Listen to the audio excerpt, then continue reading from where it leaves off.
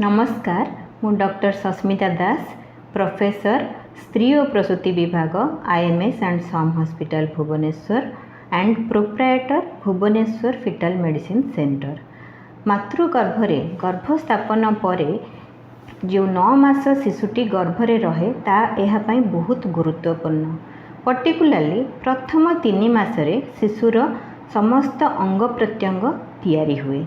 धीरे धीरे ये अंग प्रत्यंग एंड ऑर्गन सिस्टम्स गुड़ा मैच्योर हुए।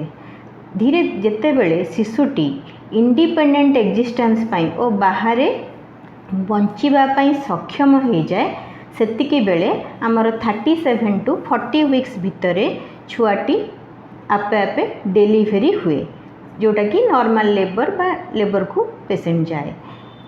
यही समय रे जदि शिशुटी पर्टिकुलाली बापा माँ जदि कौन सी जेनेटिक रोग थाए से माने क्यारियर होइथांती बा आजिकली आमे माने गुड़ाए एनवायरमेंटल टॉक्सिन को एक्सपोज होचे प्रेगनेंसी पूर्वर प्रेगनेंसी टाइम रे ए पर्टिकुलर 3 मास बा ता पाखापाखी पूर्वर यदि एक्सपोज होइथांती बा जान अजाणतरे मार डायबिटीज ब्लड प्रेशर एसएलई इत्यादि किछि किछि रोग थाए बा प्रेगनेंसी समय रे माटी विभिन्न प्रकार इन्फेक्शन को एक्सपोज होइछाय। जेमति आम आजिकल जानिचे कोविड इन्फेक्शन बहुत इट्स पैंडेमिक अवस्था रे अछि, बहुत इन्फेक्शन होची, मलेरिया चिकन पॉक्स इत्यादि को एक्सपोज होइथाय बा प्रेगनेंसी टाइम रे भी किछि किछि कॉम्प्लिकेशन हुए, जेमति डायबिटीज ब्लड प्रेशर ब्लीडिंग ये सब हुए। ये सब द्वारा माँ आ शिशु दुई जन जाक अफेक्टेड हुअंती।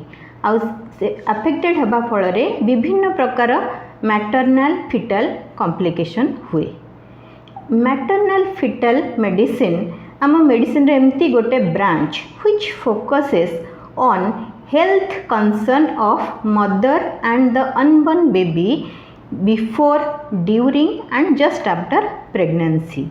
से जोटा मु आपन को एबे संक्षिप्त रे कहली। आमर अप्रोच एमती हवा दरकार जे आमे ए जिनस गुड़िक प्रथमे डायग्नोस करिबा बा चिन्हिबा दरकार।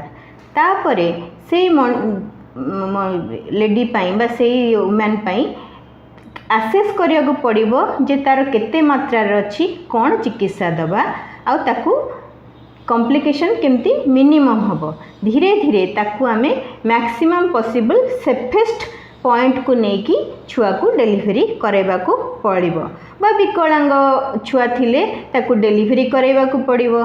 काहे कि तार विकलांग छुआटे हेची ताकू नेक्स्ट प्रेगनेंसी रे ताकू कोन कले ता से भलो छुआटे पाई परिबो ए सब पई देखिबा को पड़िबो।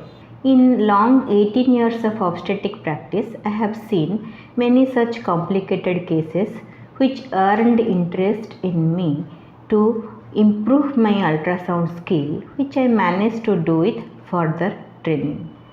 Idea of this center, Bhubaneswar Fetal Medicine Center, is to fulfill the dream of motherhood in such high risk cases who have either lost their babies or they have lot of abortions or they have lot of complications for which they have so much stressed.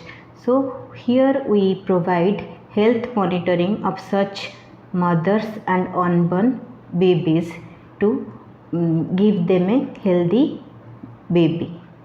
Here we provide facilities like pre-conception counseling, antenatal care for all mothers, facility of ultrasound for all pregnancy ultrasounds like early pregnancy scans, NT scans, TIFA scan or anomaly scan, growth scan and all type of Doppler studies. Thank you.